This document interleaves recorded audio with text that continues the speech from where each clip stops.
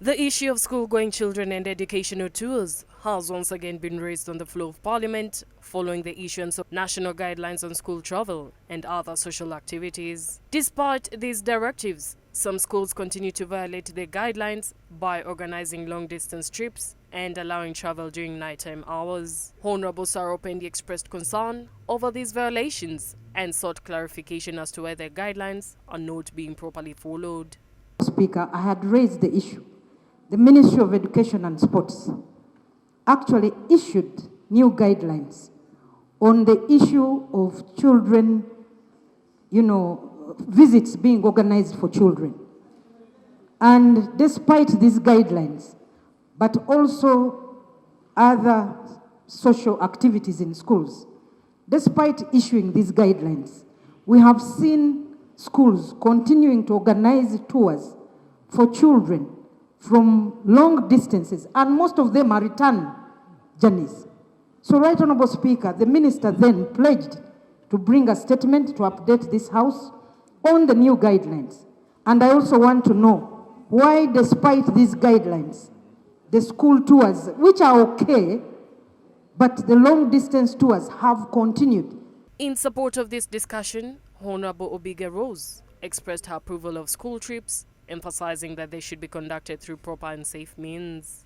Most children get motivated to study harder when they come and see wonderful places like this. If you went to Terego, where we do not even have tarmac roads, and we come to Kampala, we see this kind of sophistication, will be motivated to come to Makerere University after coming to see.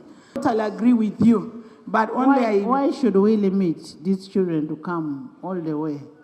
Thank you, Right Honourable Speaker. In addition, the State Minister for Sports, Honorable Gwang Peter, affirmed that the guidelines had been issued to all schools, with a strong emphasis on the safety of school-going children. These include the use of safe modes of transportation and restricting travel to daytime hours, among other measures. He reiterated that study tours are not banned, but must be conducted in accordance with the established safety protocols. We did issue a circular to all the districts in the country regarding on study tours. The circular was very clear on even what kind of transport our children should use when they are going for study tours and which kind of study tours. We had even given approvals to be undertaken by the district education officers for purposes of regulating these study tours. Another concern raised was the early transportation of school children, which was said to interfere with their sleep patterns. However, parents were urged to use appropriate modes of transport, as the ministry emphasized that it cannot be held responsible for such arrangements. We raised an issue of transportation of children in the morning schools. You find kids being picked at 4 a.m., 3 a.m., and then when you visit schools at 8 a.m., all of them are sleeping in school. It goes back to parenting. Parenting. If you want your child to have a comfortable life, go to school at the time when they are supposed to, don't go for that.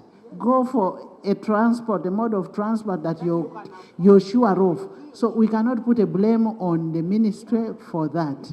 Earlier this year, the Ministry of Education and Sports issued comprehensive guidelines aimed at promoting student safety and age-appropriate activities in schools. These guidelines ban extravagant events such as expensive parties and unnecessary trips, limit visitation days, restrict the food brought to schools, and regulate co-curricular activities.